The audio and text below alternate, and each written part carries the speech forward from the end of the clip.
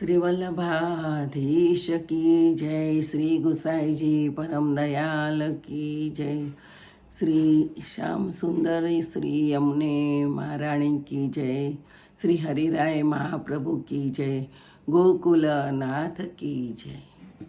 આપણે શ્રી મહાપ્રભુજીના બેઠક 84 બેઠકનું રસપાન કરીએ છીએ. તેમાં 81મી બેઠક આવી છે. વ્યાસ ગંગાના તીરની બેઠક અપ્રગટ છે. શ્રી આચાર્યજી મહાપ્રભુજીની બેઠક વ્યાસ ગંગાને તીર ઉપર છોકરના નીચે છે. ત્યાં આપ બિરાજ્યા ત્યારે દામોદરદાસને આજ્ઞા કરી કે તે વ્યાસ ગંગા છે. દામોદરદાસે વિનંતી કરી, મહારાજ આનું શું કારણ છે? ત્યારે આપે આજ્ઞા કરી કે આ જ વેદ વ્યાસનું જન્મસ્થળ છે. આપે સમાધિ ભાષા ભાગવતની અહીં રચના કરી, એટલે અમે અહીં ભાગવત સપ્તાહ કરીશું.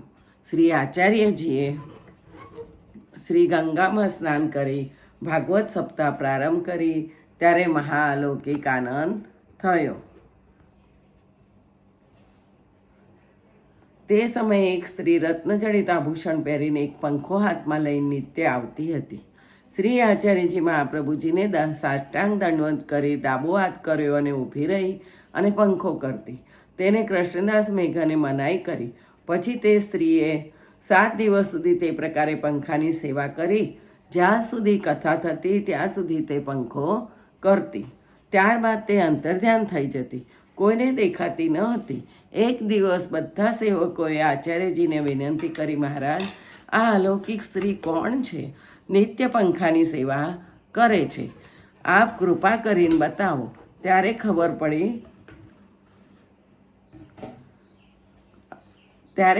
પડે. ત્યારે આચાર્યજીએ હસીને આજ્ઞા કરી, આ તો ગંગાજી આવે છે. તપશ્ચાત બધા સેવકોએ દંડવત કર્યા. ત્યારબાદ આપે ત્યાં સપ્તાહ કરી અને સમાપ્તિ કરી. ત્યાં કૃપા કટાક્ષ દ્વારા હજારો જીવોનો અંગીકાર કર્યો. આ પછી વ્યાસ ગંગાથી મુદ્રાચલ મધુસૂદનજીએ પધાર્યા. મુદ્રાચલ પર્વતની બેઠક 82મી. શ્રી આચાર્યજી મહાપ્રભુજીની બેઠક મુદ્રાચલ પર્વતની ઉપર છોકરની નીચેથી ત્યાં બિરાજ્યા.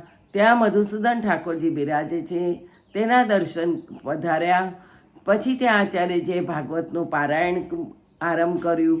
ત્યારે મહાસુદનજી કથા સાંભળવા ત્યાં પધારતા.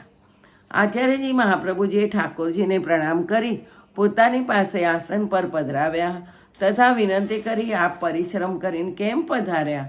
ત્યારે ઠાકોરજીએ કહ્યું કે તમે આટલો પરિશ્રમ કરીને આવા વિકટ સ્થાન ઉપર અહીં સુધી પધાર્યા છો, એટલે મને શું અધિક શ્રમ થયો જે હું આપની પાસે આવ્યો? હવે મને ભાગવત સંભળાવો.